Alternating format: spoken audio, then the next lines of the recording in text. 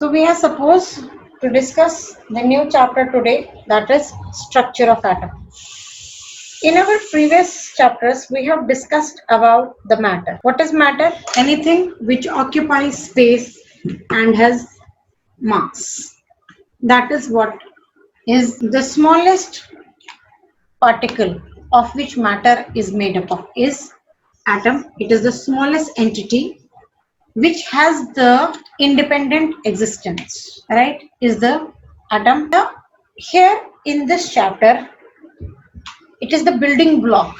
The atoms and the molecules are the building block of matter. In this chapter, we are going to discuss about the structure of atom. That the fundamental particle which make up the matter is atom. What are all the characteristics of the atom? The different aspects of the atom. In this chapter, we will try to explore and we find answer of those questions which are there in our mind. That what atom is, how do atom look like?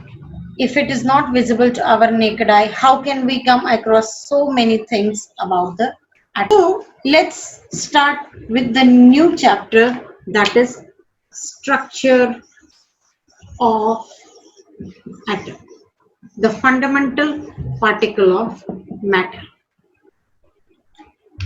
In the matter, we have discussed about that matter is made up of the particles, smallest particle, very minute particle, and these particles is called as atom. Okay. According to John Dalton, atom is atom is indivisible. Please pay the attention towards the word indivisible. It means atom cannot be further subdivided. But as the research progressed, so we came across that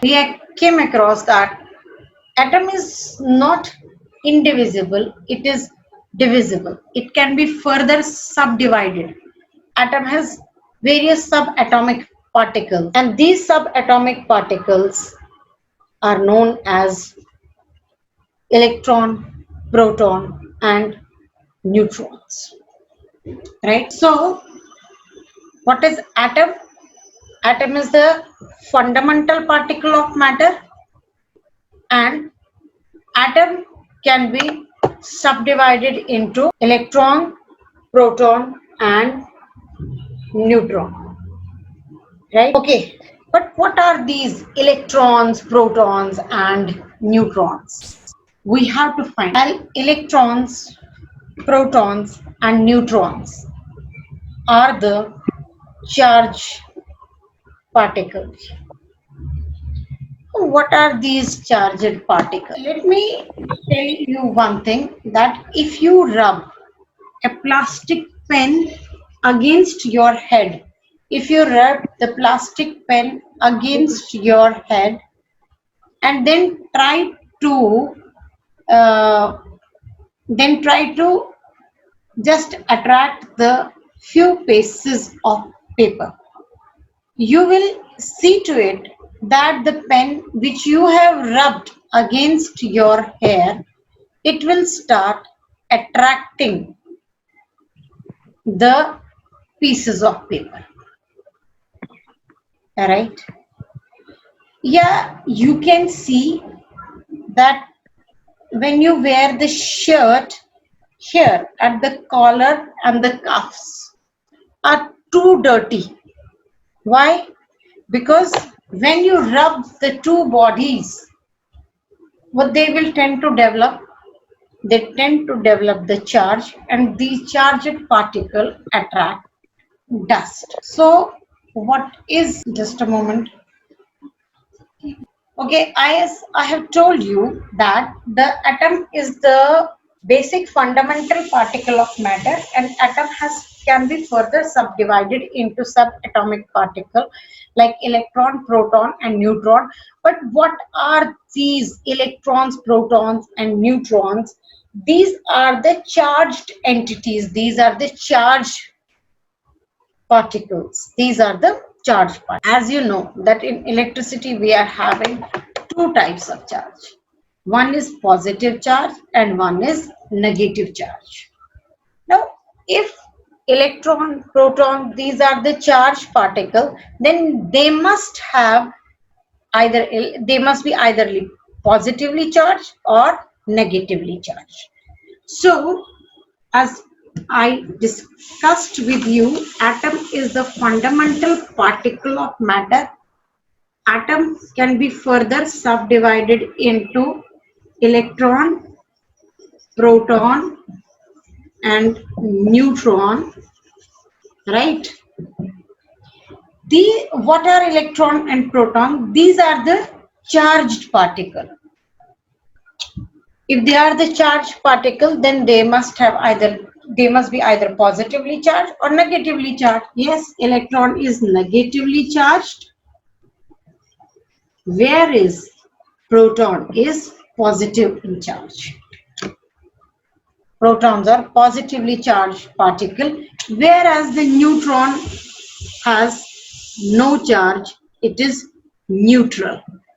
It means that it is neither positively charged nor it is negatively charged. Alright, so who discovered the proton? Who discovered the electron? We are going to discuss about the discovery of these subatomic particles. But before we discuss about the subatomic particles, we have to understand what is the mass of an electron. In terms, what we will say that in terms of kgs, in terms, if atom is so small that it is not visible to our naked eye, so it is not possible for us to measure the mass of atoms with reference to the units which we are using in our daily life. The units which we use in our daily life is kg or gram or milligram.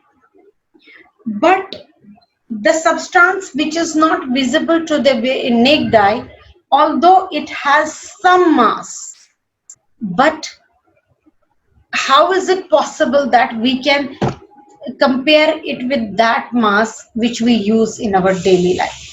So it is not possible to measure the mass of the electron in terms of gram. So what we have supposed that hydrogen has 1 unit of mass because it contains 1 proton and 1 electron. So the mass of hydrogen is 1 unit.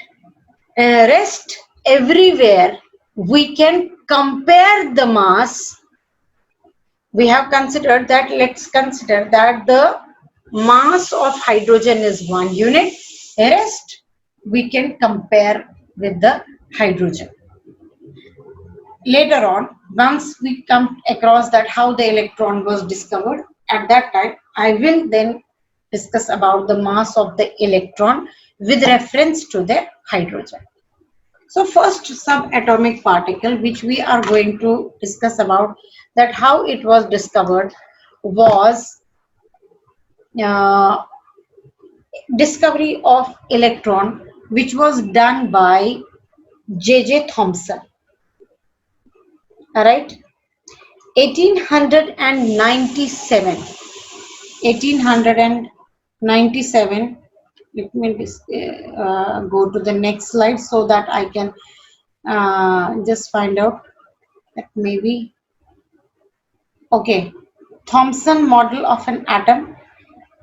J.J. Thomson has given us the model of an atom, but first of all we have to understand what led, how John J.J. Thomson reached to this conclusion that atom is having negative and positive charge. Let me tell you that in order to discover the atom, they used a glass discharge tube, which is just quite similar to that of the tube, to that of the which we are using in our daily life. Yes, it's that tube only. Which tube we are using?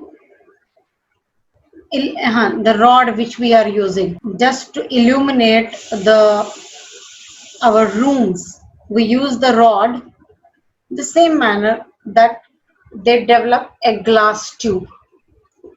What they tend to do with this glass tube was they filled, there is the vacuum pump here through which the air present inside in the glass tube can be removed.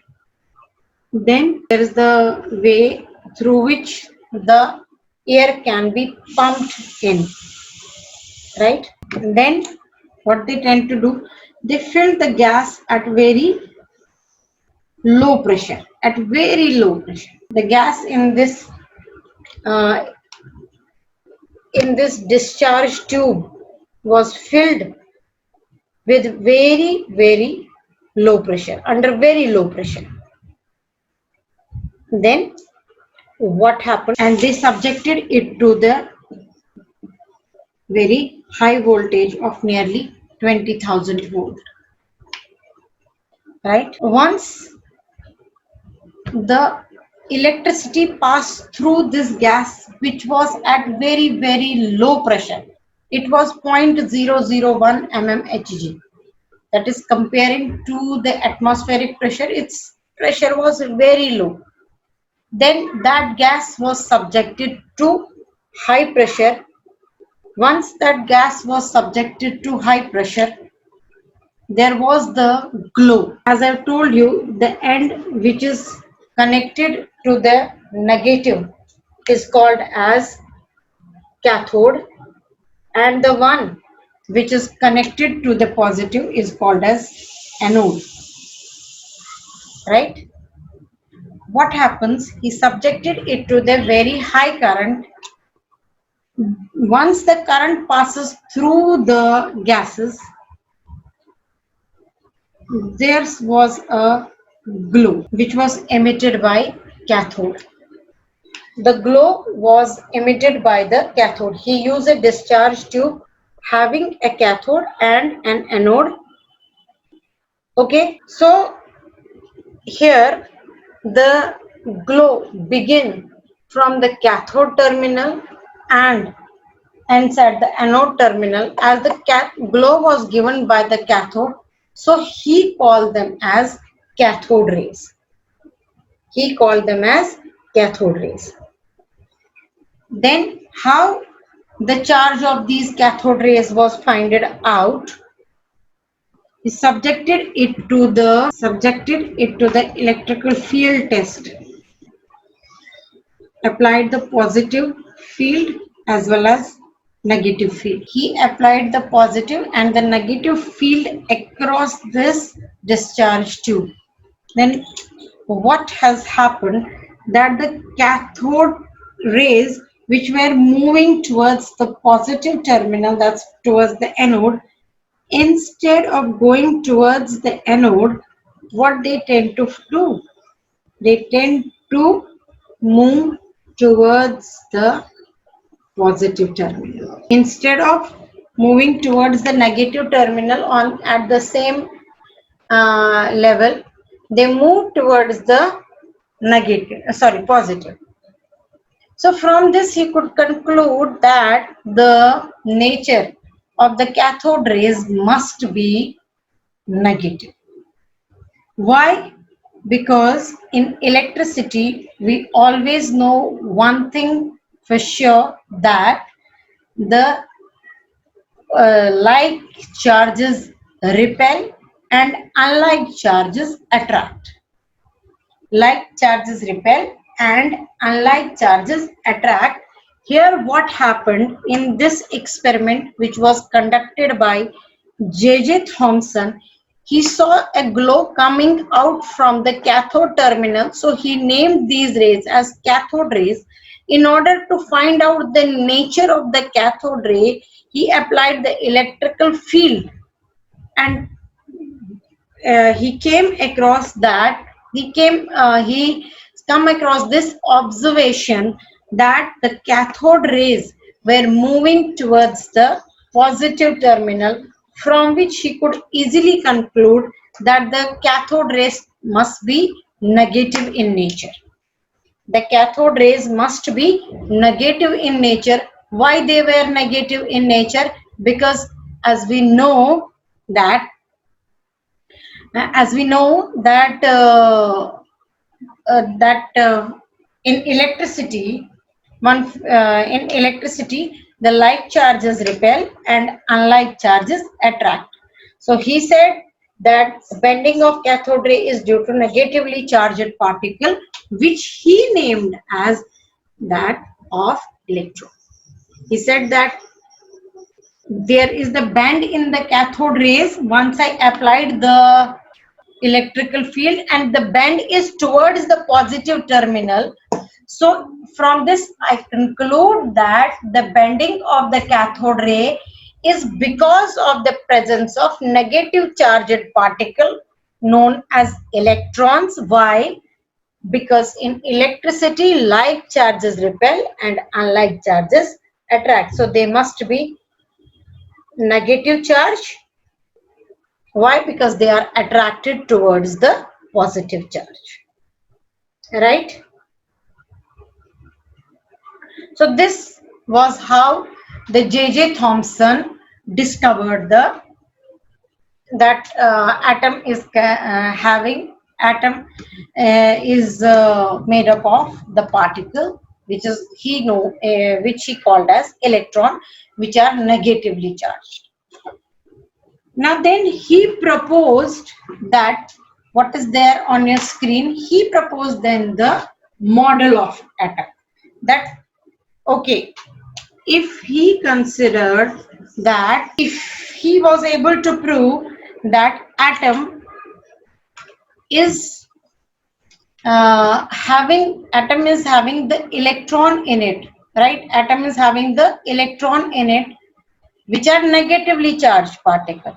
So there must be the presence of positive charge also, which he has not proven it that there is the presence of positive charge. He had just theoretically proved it that, but he has proven that presence of negative charge, but presence of positive charge he has theoretically proven. That how he was able to prove it theoretically? That atom on whole is neutral. Atom is neutral. But from his experiment, he has concluded that atom is made up of the subatomic particle, which are negative in charge and which he has called as electron. Atom will become neutral only once it has equal amount of positive charge present. Atom will become electrically neutral only if there is equal amount of positive charge present as that of the electron. Only then they will nullify each other. Positive will get balanced with negative and the overall charge will be neutral, overall charge will be zero.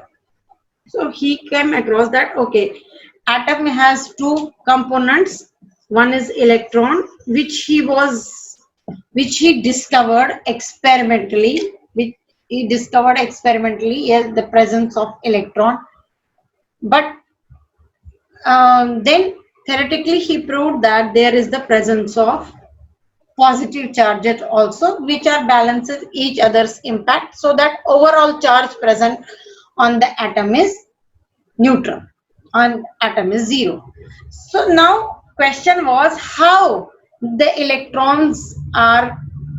negative charges and positive charges are present within the atom. So he said, let me compare the atom. Please note it down. He said that let me compare the atom either with watermelon or I compare it with the Christmas pudding. He said that for me, atom is similar to that of the watermelon or Christmas pudding. And what similarity he draw? He said that like in watermelon, there is the reddish part and the seed. Seeds are somehow embedded in this reddish part.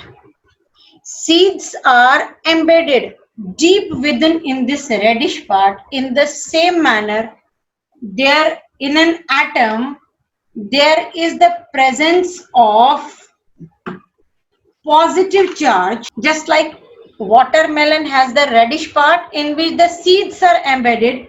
In the same manner, an atom has the positive charge where negative charges are embedded in it. Negative charges are embedded in it, just like the seeds are embedded in the reddish part of the watermelon, right?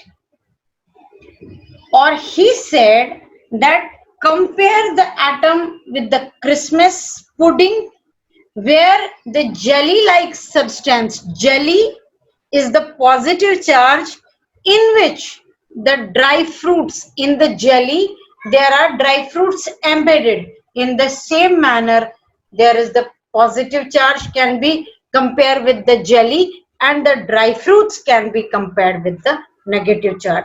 So he concluded that atom, that model of atom is just like watermelon or Christmas pudding. If I compare it with the watermelon, the reddish part of the watermelon is just like that of the positive charge, where the negative charge are deep embedded in the positive charge, just like the seeds are embedded in the reddish part of the watermelon, or the dry fruits are embedded in the jelly part of the Christmas pudding. So there were the certain characteristic he draw about the model of an atom. He said that an atom consists of the positively charged sphere in which the electrons are embedded in it, just like the seeds are embedded in the reddish part. But there will be an equal amount of positive and negative charge. The magnitude of the positive charge is equal to the magnitude of the negative charge, so they nullify each other's impact. And whole electron is atom is neutral. As whole atom is neutral. This was what was being proposed by the Thomson model of an atom.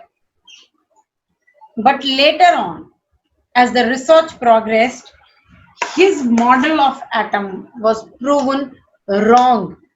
Why? Because if there is the presence of only positive and negative, and the magnitude is equal, but on measuring the mass of the atom, it was more than the mass of the mass of the electron and proton.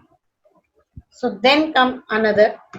So then, but experimentally, J.J. Thomson has discovered the presence of electron. Then there was E. Goldstein. E. Goldstein was another scientist who discovered the presence of new radiation in the gas discharge tube. He called this new radiation as Canal rays. Like this, like J.J. Thomson has named the rays, named the glow, which was given by the cathode terminal as cathode rays. Once E. Goldstein came across this experiment, he saw that there is the presence of one more type of new radiations, which he called as Canal rays.